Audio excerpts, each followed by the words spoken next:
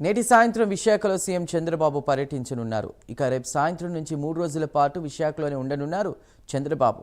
ఈ నెల 14, 15 తేదీల్లో జరిగే సిఐఐ భాగస్వామ్య సమ్మిట్లో పాల్గొనున్నారు. నేడు సాయంత్రం 6 గంటలకు విశాఖ విమానాశ్రయానికి చేరుకుని అక్కడి నుంచి రోడ్డు మార్గం ద్వారా నగరంలోని నోవాటెల్ హోటల్కు బయలుదేరి వెళ్లనున్నారు. నోవాటెల్ హోటల్లో కొద్దిసేపు విరామం తర్వాత పోర్ట్ గెస్ట్ హౌస్కు చేరుకుని అక్కడ విశ్రాంతి తీసుకోనున్నారు. ఇక విశాఖకు ఉప ప్రధాని, రాష్ట్రపతి, కేంద్ర రాష్ట్ర మంత్రులు రానున్న నేపథ్యంలో విస్తృత ఏర్పాట్లు చేశారు పోలీసులు.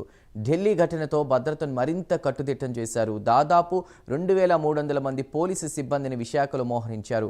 బాంబు డిటెక్టర్లు, డాగ్ స్క్వాడ్స్ బలగాలను సిద్ధం చేశారు రాష్ట్ర హోంశాఖ.